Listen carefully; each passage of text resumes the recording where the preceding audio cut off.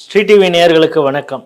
இன்றைக்கி என்ன பேசலாம் அப்படின்னே ஒன்றுமே புரியல. இருந்தாலும் ஏதாவது ஒன்று பேசி வைப்போமே அப்படின்னு வந்தாச்சு. இப்படி பண்ணி ஒருத்தவங்க மாட்டிக்கிட்டாங்க தெரியுமா? ஆனால் இது என்னென்னா, இது ஒரு யோகிக் ப்ராக்டிஸு.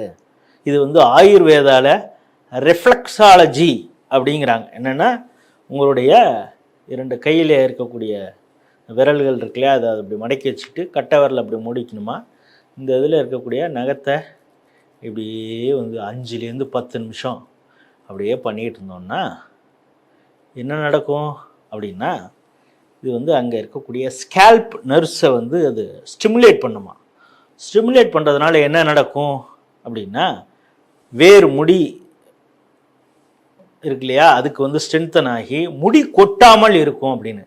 இதை தெரிஞ்சிருந்தா நீ அப்பையிலேருந்தே செஞ்சுருக்கலாமடா, உன் தலையில் ஒன்றுமே இல்லையே, இந்த டெக்னிக்கை நீ யூஸ் பண்ணியிருக்கலாமே, இது ஒரு ஆயுர்வேதிக் டெக்னிக் தானே, இதை நீ ஃபாலோ பண்ணியிருக்கலாமே அப்படின்னு நேயர்கள் சொல்கிறது எனக்கு புரியுது. ஆனால் இப்படி செஞ்சுக்கிட்டே ஒரு அம்மா சிரிச்சுக்கிட்டு தான் இன்றைக்கி மாட்டிக்கிச்சு அப்படிங்கிறது. என்ன மாட்டிக்கிச்சு அப்படின்னா, அவங்க சிரிச்சுக்கிட்டு இருந்தாங்க. சிரிக்கிறது தப்பு இல்லை. ஆனாலும் எந்த இடத்துல சிரிக்கணும், இடம் பொருள் ஏவல் அப்படின்னு சொல்கிறாங்களே, நீங்கள் எந்த இடத்துல சிரிக்கணும், எதற்காக சிரிக்கணும் அப்படிங்கிறதுலாம் இருக்குது. பக்கத்தில் கொலீக்ஸோடு சேர்ந்து வேறு எதையோ ஒன்று பேசியிருக்கலாம், அது சொன்ன கமெண்ட்டை நினச்சி அவங்க சிரிச்சிருக்கலாம், விழுந்து சிரிக்கிறாங்க.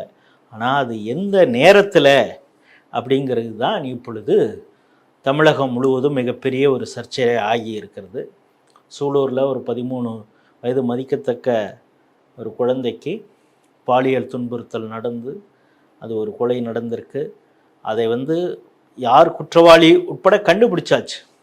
இது எப்படி நடந்தது, எப்படி காவலர்கள் கைது செய்தாங்க, இதை பற்றியெல்லாம் பேசணும், ப்ரீஃப் பண்ணணும், மக்களுக்கு ப்ரீஃப் பண்ணணும். ஏன்னா சட்டம் ஒழுங்கு பிரச்சனை அப்படின்னு ஆயிருக்குது. இது மக்களிடம் சொல்ல வேண்டியது யார் மூலமாக சொல்கிறது அப்படின்னா, பத்திரிகை ஊடகங்கள் மூலமாக சொல்லணும். ஒரு ப்ரெஸ் மீட்டு நடக்குது. இந்த ப்ரெஸ் மீட்டுக்கு முன்னால் அந்த போலீஸ் ஆஃபீஸர்ஸ் 3 பேரும் உட்காந்து அவங்களுடைய மொபைல் ஏதோ பார்த்துக்கிட்டு இருக்காங்க. அப்புறம் பக்கத்தில் இருக்க ஒரு ஆண் காவலர், அவரும் ஒரு அதிகாரி, அவர் ஏதோ ஒரு கமெண்ட் சொல்கிறாரு. அந்த இருக்கக்கூடிய ஐஜி, இந்த பெண் ஐஜி அவங்க சிரிக்கிறாங்க. சிரிக்கிறதுக்கு முன்னால் அவங்க நான் சொன்ன இந்த ஆயுர்வேதிக் ரிஃப்ளெக்ஸாலஜி அந்த டெக்னிக்கை தான் அவங்க பண்ணிகிட்ருக்காங்க. இது ஒரு யோகிக் ப்ராக்டிஸ். அதாவது மனசு நிம்மதியாக இருக்கணும், அழுத்தம் இல்லாமல் இருக்கணும் அப்படின்னு நினச்சிட்டு அவங்க செஞ்ச போய் கடைசியில் இந்த யோகிக் ப்ராக்டிஸ், ஆயுர்வேதிக் ப்ராக்டிஸ் அவங்களுக்கு மிகப்பெரிய ஒரு சர்ச்சையை ஏற்படுத்தியிருக்குது. இப்போ இந்த யோகிக் ப்ராக்டிஸ்லேயும் ஒரு கண்டிஷன் சொல்கிறாங்க. என்னென்னா, ப்ரெக்னென்சி இருக்கிறவங்க இதை செய்யக்கூடாது, நிறைய மாத கர்ப்பிணியாக இருக்கிறவங்க இதை செய்யக்கூடாது, அதே போல் ப்ளட் ப்ரெஷர் இருக்கிறவங்க இதை செய்யக்கூடாது அப்படின்னு ஒரு சில கண்டிஷன்லாம் சொல்கிறாங்க. ஆனால் நமக்கு இப்போ தான் தெரியுது, இது போல் ப்ரெஸ் மீட்டில் இது மாதிரி செஞ்சு மாட்டிக்கக்கூடாது அப்படிங்கிறது. இது இந்த ப்ரெஸ் மீட்டுக்கு முன்னால் அவங்க கேஷுவலாக பேசிகிட்டு இருந்திருக்கலாம். அதை ப்ரெஸ்ஸில் இருக்கக்கூடிய பீப்புள் ஏதோ ஒரு எல்லாத்துக்கும் அவங்க ஒரு ஃபுட்டேஜ் வேணும் அப்படின்னு நினைப்பாங்க. இதை தமிழகத்தில் பாஜக தலைவராக இருந்து கட்சியை பல இடங்களுக்கும் கொண்டு சென்றவர் ஐயா இல கணேசன் அவர்கள், ஒரு ஆளுநராகவும் இருந்தாங்க இல்லையா. அவங்க ஒரு தடவை சொல்லுவாங்க, இந்த ஃபோட்டோ எடுத்துப்பாங்க அரசியல் தலைவர்களை.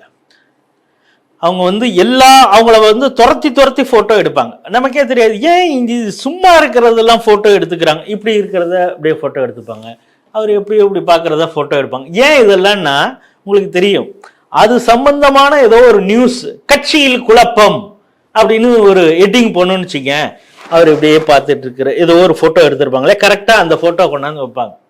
இப்போ நீங்கள் சன் நியூஸோ இல்லை கலைஞர் நியூஸோ அவங்க போடுற போஸ்டர்ஸை போய் பார்த்தீங்கன்னு வச்சிங்களேன், எந்த ஒரு போஸ்டர்லேயும் பிரதமர் நரேந்திர மோடி அப்படி மிடுக்காக இருக்கிறது மாதிரி எந்த ஃபோட்டோவும் போட மாட்டாங்க. அவர் என்னமோ பண்ணிகிட்டு இருக்கிறது எப்பயோ எடுத்த ஒரு ஃபோட்டோவை அது ஒரு அவலட்சணமாக அந்த இடத்துல போடணும் அப்படிங்கிற ஒரு குறுமதி, ஒரு கெட்ட எண்ணம் அதோடு தான் செய்வாங்க. அதனால் இது போன்ற பல ஃபோட்டோஸை, வீடியோஸை இதெல்லாம் எடுத்து வச்சுட்டு நேரம் வரும் பொழுது அதை பயன்படுத்துவாங்க. அதே போல் இந்த ப்ரெஸ்ஸுக்கு அவங்க அட்ரஸ் பண்ணுறதுக்கு முன்னால் அவங்க ஜாலியாக பேசிகிட்டு இருந்திருக்கலாம். ஆனால் அதுவும் வீடியோகிராஃபாக ஆகியிருக்கிறது. அதை வைத்து, அதாவது கோர் இஷ்யூ என்ன, இவங்க எதனால் அந்த எப்படிப்பட்ட கொடுமை அந்த பெண் குழந்தைக்கு நடந்தது, போஸ்ட்மார்ட்டம் ரிப்போர்ட் என்ன சொல்லுது, அந்த மிக மோசமான விஷயத்தை செய்த அந்த குற்றவாளியை போலீஸ் எப்படி கண்டுபிடிச்சாங்க, அதை பற்றினே சொல்லி அந்த மக்களுக்கு சொல்ல வேண்டிய விஷயங்கள்லாம் மறைந்து போய் அந்த பெண் போலீஸ் ஐஜி அந்த சிரித்தது மட்டும்தான் எல்லா ஊடகங்களையும் இப்போது வரை வந்துட்டு இருக்கிறத பார்க்குறோம். ஸோ கோர் இஷ்யூ நம்ம விட்டாச்சு. அதனால் யோகாங்கிறது மனசுக்கு நிம்மதி கொடுக்கும், ஆயுர்வேதிக்குங்கிறது ஒரு நல்ல ப்ராக்டிஸ் இப்படிலாம் இருந்தால் கூட அதையும் கூட சரியான நேரத்தில் தான் செய்யணும், சரியான இடத்துல தான் செய்யணும் அப்படிங்கிறது தான் இந்த செய்தி காட்டியிருக்குது. காவல்துறை கூட கொஞ்சம் எச்சரிக்கையாக இருக்கணும். உங்களுடைய ஒவ்வொரு விஷயத்தையும் எல்லாரும் மக்கள் கூர்ந்து கவனிக்கிறாங்க. அதனால தான் ஆட்சியை இழந்த ஸ்டாலின் அவர்கள் சொல்லுவார், இப்பொழுது எல்லாருடைய சட்டை பாக்கெட்டிலும் ஒரு கண் இருக்கிறது, அதுதான் மொபைல், அது மூன்றாவது கண் அப்படின்னு சொன்னார். அந்த மூன்றாவது கண் எல்லாத்தையும் படம் பிடிக்குது, எல்லாத்தையும் பதிவு செய்து. அதனால் கொஞ்சம் எச்சரிக்கையாக இருங்க. சிறப்பான உங்களுடைய பணியை நீங்கள் தொடர்ந்து செய்யுங்க, அதை மக்களுக்கு அட்ரஸ் பண்ணுங்கள். அதனால் உங்களுடைய ஆட்டிடியூடு, உங்கள் பாடி லாங்குவேஜ் எல்லாத்தையுமே மக்கள் பார்க்கிறார்கள் அப்படிங்கிறது தான் நம்ம கூர்ந்து பிடிக்கணும்.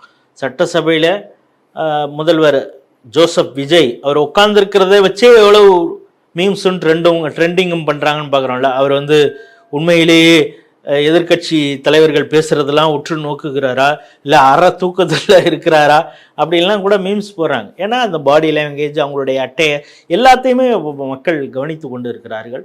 அதனால் காவல்துறை அதிகாரிகளும் கூட எச்சரிக்கையாக இருப்பது நலம் அப்படிங்கிறது தான் இந்த செய்தி காட்டுகிறது. மீண்டும் ஒரு நிகழ்ச்சியில் சந்திப்போம். நன்றி, வணக்கம்.